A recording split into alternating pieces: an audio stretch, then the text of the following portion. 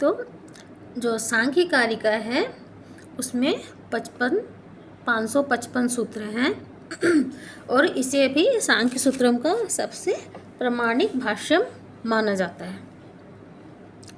तो अब सवाल है कि ईश्वर कृष्णन कौन है। तो ईश्वर कृष्णन जो है वो पंचशिख नामक ऋषि के शिष्य थे। अब पंचशिख जो हैं, पंचशिखी जो ऋषि थे वो आसुरी नामक ऋषि के शिष्य थे और आसुरी जी जो थे वो कपिल मुनि के शिष्य थे। तो इस तरह से गुरु शिष्य परंपरा के अनुसार एक गुरु से दूसरे गुरु तक वो विद्या पहुंची और ईश्वर कृष्ण तक इसी तरह से वो पहुंची। तो सांख्य दर्शन मूल रूप से उसमें दो तत्वों की चर्चा है। पहला है प्रकृति और दूसरा है पुरुष। प्रकृति क्या है? प्रकृति 3 गुणों की साम्य अवस्था है। प्रकृति का परिभाषा हमने जाना था, तीनों गुणों की साम्य अवस्था को ही प्रकृति कहते हैं। तो इसका वर्णन हमें श्वेताश्वतर उपनिषद में भी मिलता है, जिसमें कहा गया है अजामेकम लोहित शुक्ल कृष्णम, अर्थात अजा यानी कि बकरी, एक अजा मेकम, अजा प्लस एकम यानी कि एक बकरी, यानी कि बकरी किसको बोलेंगे हम लोग? जड़ को, यानी कि प्रकृति को। प्रकृति जड़ होती है तो बकरी यानी कि एक जड़ है, यानी कि प्रकृति है। कैसी है? लोहित यानी कि लाल रंग की, यानी कि रजस गुण। शुक्लम शुक्ल यानी कि श्वेत रंग या सत्व गुण। और कृष्णम यानी कि काला रंग या तमस गुण। तो एक प्रकृति जो है वो रजस, सत्व और तमस इन तीनों गुणों वाली है। ठीक है, तो ऐसे ही हम श्वेताश्वतर उपनिषद में इसकी ये परिभाषा दी हुई है। उसके बाद हम लोग देखेंगे प्रकृति के जो ये तीनों गुण हैं वो किसको दर्शाते हैं। तो प्रकृति के जो तीनों गुण हैं वो, जैसे रजस जो है वो क्रियाशीलता को दर्शाता है, सत्व गुण जो है वो प्रकाश को दर्शाता है और तमस गुण जो है वो अंधकार को दर्शाता है। ठीक है, उसके बाद हम देखेंगे कि प्रकृति को इसमें क्या कहा गया है? प्रधान कहा गया है और यह अति सूक्ष्म है। अब हम लोग पुरुष के बारे में थोड़ा जान लेते हैं।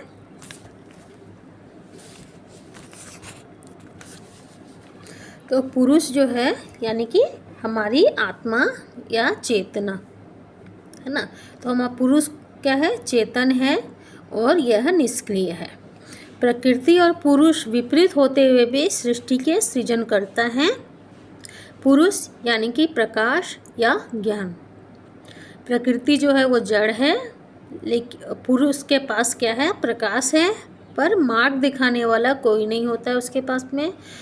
और प्रकृति जो है उसके पास में प्रकाश नहीं है, वो सक्रिय है लेकिन उसके पास में प्रकाश नहीं है, जिससे वो चाहकर भी कुछ नहीं कर पाती है। तो इसको हम लोग एक कहानी से थोड़ा और समझ लेंगे कि एक जंगल में एक अंधा था और एक लंगड़ा, दोनों जा रहे थे और अचानक से जंगल में आग लग जाती है। उन लोगों को निकलने का कोई रास्ता नहीं मिलता, कोई मार्ग नहीं मिलता है।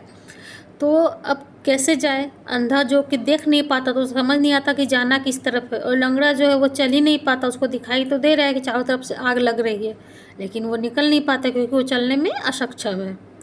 तो क्या करता है? दोनों जन मिलकर एक दूसरे की मदद कर लेते हैं। तो जो अंधा होता है वो लंगड़े को अपने कंधे पर बैठा लेता है ना। तो जो लंगड़ा होता है वो अंधे को मार्ग दिखाते हुए जाता है और जो अंधा होता है वो उसके बताए अनुसार चलते जाता है और धीरे धीरे करके वो लोग जंगल से दोनों ही बाहर निकल आते हैं मिलकर, है ना। तो इसी तरह ही प्रकृति और पुरुष जो है एक दूसरे की मदद से इस सृष्टि का सृजन करते हैं, है ना।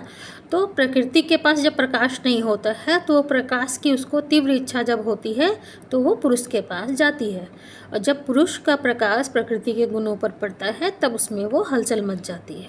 तो हलचल जब मचती है तो उससे क्या होता है? उससे उसमें से महत्व तत्व की उत्पत्ति हो जाती है, महत्व तत्व निकलता है प्रकृति से। महत्व किसको बोलते हैं हम लोग? महत्व मतलब होता है कॉस्मिक इंटेलिजेंस, यानी कि बुद्धि, ब्रह्मांडीय बुद्धि, है ना। तो वो निकल जाती है। अब हम लोग इसको अगर डिटेल में देखेंगे तो समझ लेते हैं कि प्रकृति और पुरुष के, प्रकृति पर जब पुरुष का प्रकाश पड़ता है तब उसमें से क्या क्या निकलता है। तो सबसे पहले हम निकला महत। महत से अहंकार उत्पन्न होता है। तो अहंकार कौन कौन से? 3 प्रकार के अहंकार निकलते हैं। एक सात्विक अहंकार, एक राजसिक अहंकार और एक तामसिक अहंकार निकलते हैं, है ना। तो सात्विक जो अहंकार है और तामसिक अहंकार है, उन दोनों को राजसिक अहंकार सपोर्ट करता है। तो राजसिक अहंकार जब सात्विक अहंकार को सपोर्ट करता है तो उसमें से निकलते हैं 5 कर्मेंद्रिय, 5 ज्ञानेंद्रिय और 1 मन। 5 कर्मेंद्रिय हमारे कौन कौन से हो गए? पाद, पानी, वाक, उपस्थ और पायु। और 5 ज्ञानेंद्रिय हो गए हमारे श्रोतेंद्रिय या श्रवण इंद्रिय जिसको बोलते हैं, यानी कि हमारे कान। स्पर्शेंद्रिय यानी कि हमारी त्वचा। दर्शनेंद्रिय यानी कि हमारे नेत्र। रसेंद्रिय यानी कि हमारी जीवा। और घ्राणेंद्रिय यानी कि हमारी नासिका जिससे हम लोग सूंघते हैं, है ना, वो निकला। और एक हमारा मन। उसके बाद जब राजसिक अहंकार ने तामसिक अहंकार को सपोर्ट किया तब उसमें से निकले 5 तन्मात्राएं या इसको सूक्ष्म भूत भी बोलते हैं, और 5 महाभूत या उसको पंच महाभूत जिसको हम लोग बोलते हैं वो निकले। तो 5 तन्मात्राएं या सूक्ष्म भूत क्या है? शब्द, स्पर्श, रूप, रस और गंध। और 5 महाभूत क्या है?